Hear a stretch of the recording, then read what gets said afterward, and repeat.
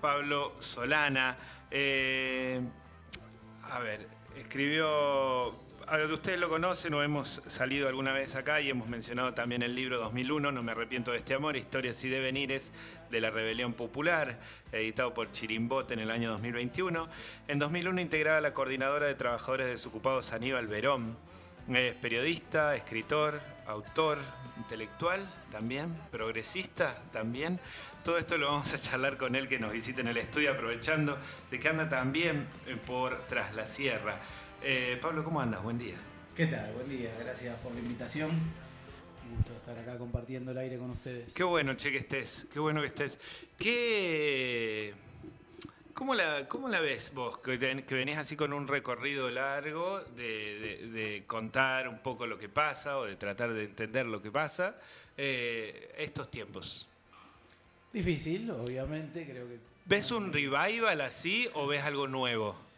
Hay las dos cosas, ¿no? Hay como una vuelta a ese neoliberalismo crudo y duro noventista en muchas cosas, y hay claramente un nuevo signo de los tiempos, ¿no? Es otra cosa lo que estamos viviendo, es otra reacción a una cantidad de valores, de pautas sociales que se habían establecido en el último tiempo y que este proyecto político que gobierna el país viene a alterar, bueno, en sus propios términos, a destruir desde adentro, ¿no? Así que hay un poco de las dos cosas, me parece.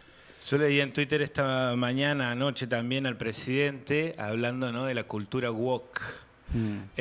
Si vos mirás para atrás, de 2001 al 2021, cuando salió el libro 20 años después del 2001, o ya estos últimos años, ¿cómo vos definís esa idea de cultura woke? Entiendo que es un término que referencia a ese progresismo, sobre todo norteamericano, de los demócratas de derechos sociales, que creo que hay una definición que le va bien, que es progresismo neoliberal, ¿no? Puede ser progresista en algunos aspectos, como las garantías individuales, pero en esencia no altera el proyecto neoliberal. Entonces, en Estados Unidos, y ahora hablemos de acá, que es un poco más interesante, pero para hacer referencia a ese concepto, generaba un malestar en la población, un modelo que en nombre de las libertades y de los derechos individuales mantenía una matriz de exclusión social. Sobre eso se montó una nueva derecha, a decir, ahí está la raíz de los problemas, que la gente vive mal porque, y mezclando todo, el agua con el aceite, avanzan contra esos derechos que son conquistas genuinas, ¿no? Volviendo a nuestra realidad, acá puede ser que querramos identificar con eso o el progresismo, o bueno, como hace la derecha acá, no diferencia mucho los cucas, los peronistas, el progresismo, la izquierda, los zurdos, toda esa ensalada es la expresión más local, más adecuada a nuestra realidad, de esa misma reacción, ¿no? De una reacción de ultraderecha que pretende barrer con lo bueno, el avance en derechos, en conquistas sociales, en nombre de una insatisfacción que también es genuina, hay que reconocerlo. En general en nuestro país las mayorías populares, la gente laburante no está conforme con lo que venía siendo la orientación política de los últimos, no sé, para decir algo, 8 años, para juntar un par de gobiernos nefastos, el de Macri y el de Alberto. Ya desde antes había una cierta inconformidad que hizo que Cristina perdiera después de sus 2 mandatos. Entonces, bueno, sobre eso se monta esta nueva derecha, ¿no? ¿Por qué pensás que no se discute el sistema? Algo que sí en 2001 se discutía, ¿no? Era bueno, el que se vayan todos era una manera de decir, bueno, acá ya está, hay que cambiar y barajar y dar de nuevo. Es que el problema es que, aunque sea en lo discursivo, es esta derecha la que viene a discutir el sistema. Aunque sea en lo discursivo, ¿no? Vale la aclaración, porque son el sistema, son la revitalización de un sistema ultraliberal, elitista y excluyente. Pero en el término discursivo, esa imagen de la motosierra, de prender fuego el Banco Central, de arrasar con la casta, sea lo que eso después termine siendo, ¿no? Por eso digo, en el plano discursivo, hubo un discurso de quiebre que expresó más esa derecha que sectores que podemos identificarnos, yo por lo menos me identifico como antisistémicos, en el sentido de entender que este orden social capitalista, para decirlo en palabras breves y bastante clásicas, es lo que hay que alterar, ¿no? Es lo que hay que cambiar. Ese antisistema no pudimos hacerlo madurar en la conciencia social y sí vinieron por derecha con un discurso mentiroso pero efectivo. Y está buenísimo, hace bastante ya que estás caminando por Tras la Sierra, ¿no? Hace unas semanas. Un mesecito largo, sí. ¿Un mes ya? Sí, sí. Y desde acá, ¿cómo la ves distinto? ¿La pudiste ver distinto? ¿Se percibe de otra manera? ¿Cómo has convivido con la realidad nacional, si querés, viviendo o instalado en Tras la Sierra? Mira, aquí por relaciones un poco históricas y por algunas amistades que uno siempre busca establecer con compañeros, compañeras de lo que es el movimiento campesino de Córdoba. Estos días estuve visitando una fábrica de alimentos de la CTO, En Las Rabonas. Sí. De la UTR, Unión de Trabajadores de la Tierra. O sea, en esos ámbitos uno se encuentra con militancia, con gente comprometida, que la está luchando, que está organizando. Y bueno, ahí el termómetro es uno, ¿no? Después hay que ver, a mí siempre me gusta hacer la pregunta, bueno, pero ¿cómo salió acá las elecciones presidenciales? También ganó Milei, en Córdoba sí, uno sabe que hay un clima de época que venía siendo muy refractario a todas las ideas vinculadas o al kirchnerismo o a esa expresión más progresista, por lo menos en el trazo grueso, ¿no? Y uno veía que hay un voto contrario a eso. Pero después me parece que en general, con distintas escalas, en cada rincón del país, ese efecto de legitimidad de una derecha que viene a llevarse puesta lo bueno, se ve, ¿no? Tiene legitimidad ese proyecto que es destructivo, pero de algún modo enraizó en parte de la población. Estamos hablando con Pablo Solana, él escribió varios libros, lo último, la referencia que tenemos es 2001, un poco reviviendo ese momento. ¿Imaginás algo parecido en el futuro? Y a ver, un poco como decíamos lo que está pasando ahora, en un punto es un revival noventista y en otro punto es algo muy distinto. Si uno piensa en una salida por izquierda, llamémoslo así, una salida popular, progresista, que satisfaga la conquista de derechos sociales, creo que la ecuación puede mantenerse, ¿no? Seguramente haya ecos de lo que fueron luchas anteriores y seguramente haya que inventar o errar, en términos de Mariátegui, ¿no? Que dijo inventamos o erramos.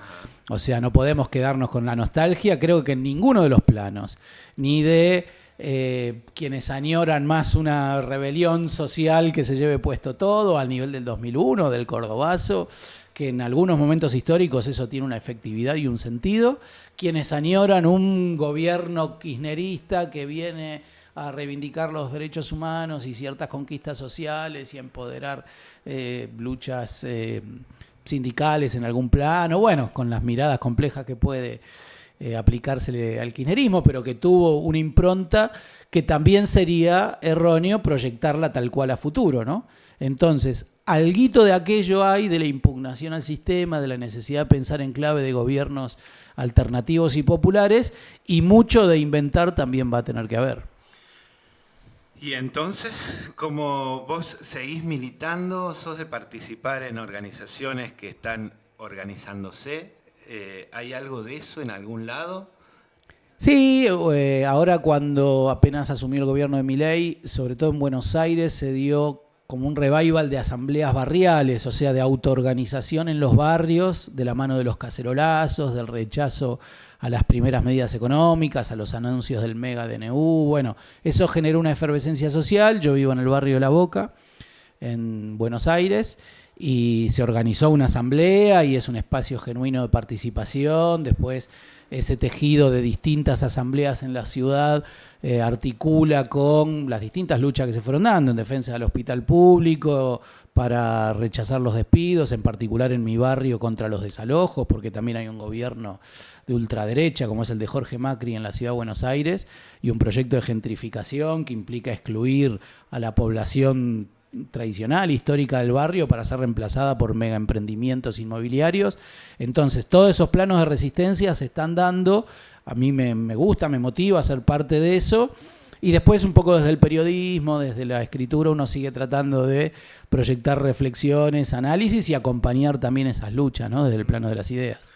Y ahí, desde La Boca, ¿qué tan lejos queda entender allá después de un mes de haber estado por acá, qué tan lejos queda entender el resto del país?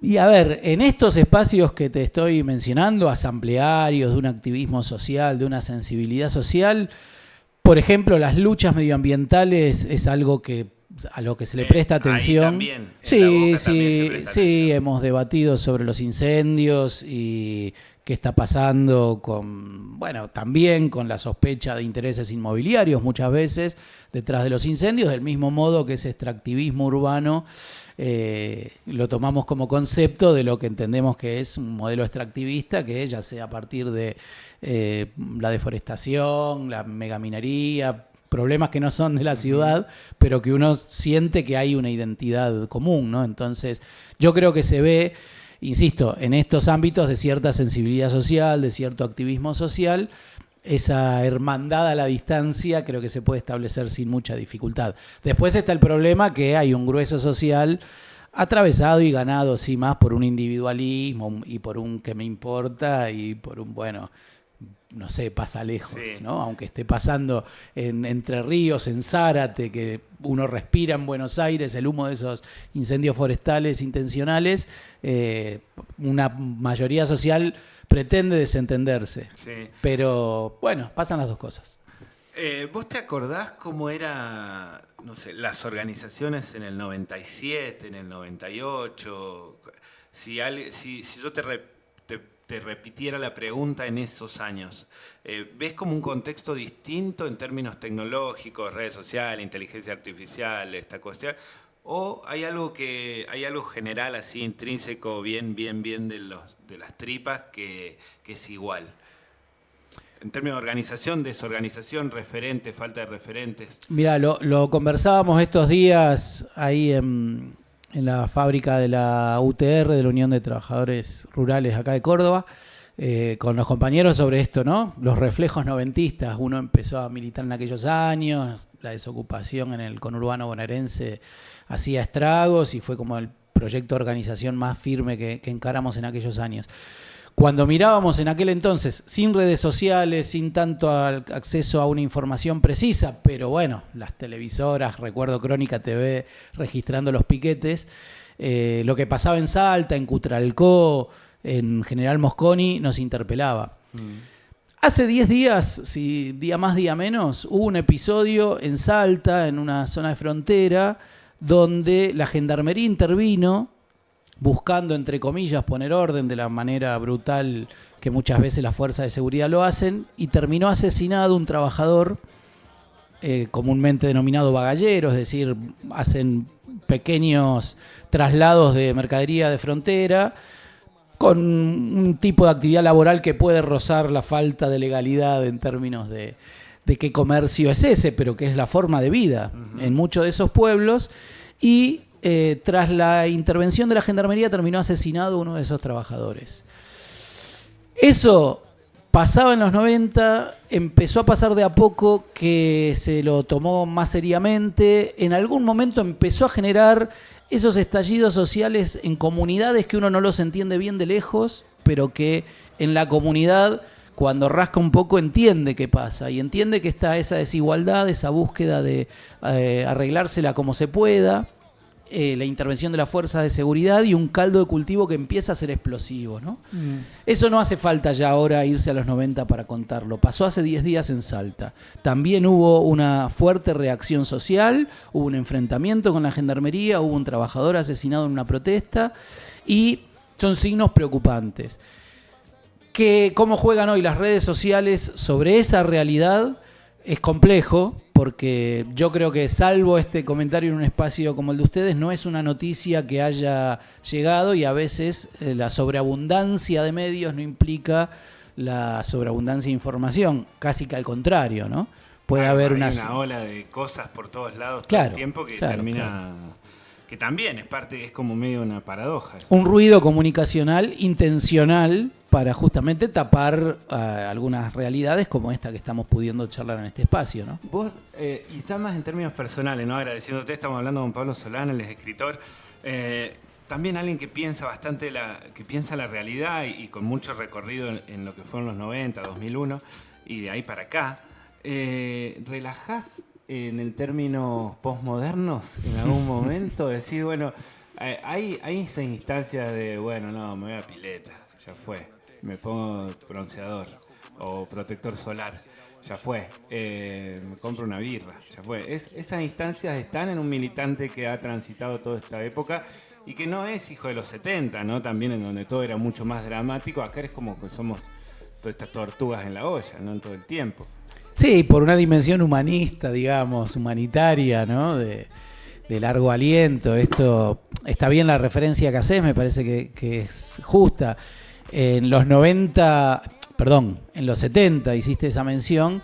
Era todo más brutal, era claro. Todo, te chupan, había una cuestión más trágica, acá es más dramática, si querés. Y había esa tragedia, a la luz de la historia podemos caracterizarla así, estaba asignada por una inmediatez de la posibilidad del cambio, ¿no? La revolución que el Che había protagonizado en Cuba y después había intentado realizar en el norte de África o acá cerca en Bolivia, la revolución sandinista, que también ya en los 70 largos avanzados, ¿no? Hacia el 79 triunfa en Centroamérica, los movimientos rebeldes contra las dictaduras que mezclaban las ansias democráticas con las ansias de avanzar hacia un socialismo, que acá cerca en Chile también había tenido una realización concreta a través del gobierno de Salvador Allende. Entonces esa inmediatez tal vez sí llevaba a dejar de lado los espacios más de, bueno, yo necesito mis tiempos, a mí me gusta tal expresión artística y no la voy a resignar por la revolución, etcétera. Creo que ya en los 90 compatibilizamos mejor esas dualidades, se integró mejor la recreación, la vida cultural y social en su más amplio sentido a la lucha, y creo que hoy, si no lo haríamos, seríamos muy necios porque, a diferencia y casi en sentido contrario a lo que pasaba en los 70, está bastante lejos en el horizonte algún la tipo de exigencia inminente. Claro, en todo caso sí hay una revolución, pero claro, contraria. En todo caso sí hay algo interesante que es buscar no ya la revolución, pero sí pequeños espacios que, como decíamos en los 2000, con algunas ideas también autonomistas por ahí circundantes, que prefiguren la sociedad que queremos. Y eso sí tiene que ver con una cultura comunitaria, autogestiva, espacios de sociabilidad, donde esté integrada esa cervecita, ese espacio de recreación y de creación, a algo que ya empieza a ser en prefiguración un cambio deseable, ¿no? Obviamente quedarse en esas pequeñas escalas puede ser engañoso, porque ninguna pequeña comunidad se realiza en una gran comunidad que no se realiza, parafraseando al general. Entonces está buena esas realidades. Cuando uno habla de una asamblea barrial, en parte es eso, es lograr una sensibilidad, una sociabilidad que prefigure prácticas horizontales, solidarias, que no están en el conjunto de la sociedad, pero yo creo que eso tiene que ir de la mano con la búsqueda de transformar la sociedad de su conjunto, ¿no? ¿Estás atrás de algún proyecto en particular, de algunos escritos, algo en particular? Entender en qué anda Sí, estamos llevando adelante, y por eso también las menciones de las organizaciones rurales, campesinas que te hacía de por aquí, un proyecto con el diario Tiempo Argentino, que se llama Tiempo Rural. Es un suplemento específico en el diario para abordar las realidades de esta ruralidad también, que en Buenos Aires a veces hay que aclararlo, no es la sociedad rural, no es aquella mesa de enlace que se identificó con el campo en mayúsculas. Han vuelto. Claro. Han vuelto esta semana, la semana pasada han vuelto a pedir la eliminación de las retenciones porque se están muriendo. En Buenos Aires creo yo que en las grandes urbes pasa un poco eso, donde no se conoce tanto la realidad concreta. Hay que dar la disputa por el sentido de ese otro campo, de esos otros sujetos campesinos, campesinas que trabajan la tierra, y estamos trabajando comunicacionalmente en eso. Les invitamos, si tienen una computadora a mano, en el diario Tiempo Argentino hay un suplemento que se llama Tiempo Rural, y ahí, bueno, un poco para reflejar también las realidades de esta región es que ando por aquí. Estás cronicando. Estamos con el amigo y compañero de escrituras Tomás Astelarra, periodista que vive aquí en la región, coordinando este proyecto, así que las noticias de acá de la región suelen incorporarse al diario. Ahí a veces se las robamos y las republicamos o las leemos también. Muchísimas gracias, Pablo. Sé que andás así también a las corridas, andando con la familia, así que te tomes este rato para también ayudarnos a pensar es para nosotros un privilegio y un honor, así que te agradecemos un montón este rato. ¿Te quedás un tiempito más? Vamos a estar una semanita más. Ahí en San Javier también, con los compañeros, las compañeras de la librería Los Preferidos, que están haciendo una serie de actividades culturales, conociendo ahora el periódico de ustedes. Me voy a llevar un par de ejemplares también para dar a conocer por allá. Así que bueno, todo lo que sea redes de ponernos en contacto, poner en común las experiencias. Voy a estar pendiente esta última semana todavía, así que con gusto me voy a mantener conectado. Un autor, recomendame, algo que no sepa. Algo para leer, algo que alguien que está del otro lado dice, no hay nada nuevo bajo el sol. Sí, hay algo nuevo bajo el sol. Y a ver, hoy día Internet facilita que se puedan conseguir libros piratas si uno se anima a leer en la pantalla. Hay un libro que estoy leyendo, no sé, lo menciono porque es justo lo que tengo ahora entre manos, de Enzo Traverso, un filósofo italiano. Se consigue gratis en Internet, por eso también me animo a recomendarlo, que se llama Melancolía de la Izquierda y aborda un poco críticamente la idea de aquella izquierda que se quedó en una imagen nostálgica de lo que fue y que en esa imagen nostálgica deja de pensar un poco lo que será, ¿no? Entonces, hacer una lectura de ese tipo creo que sirve para de algún modo emanciparse de una nostalgia que una cosa es la memoria y otra cosa es la melancolía, ¿no? En clave de memoria sí, en clave de quedarnos lamentándonos de lo que no fue, no sirve tanto. Entonces, por ahí hay una linda lectura para pensar en clave futuro. Gracias, Pablo. A ustedes. Pablo Solana pasó en vivo por acá con FM. Ya venimos.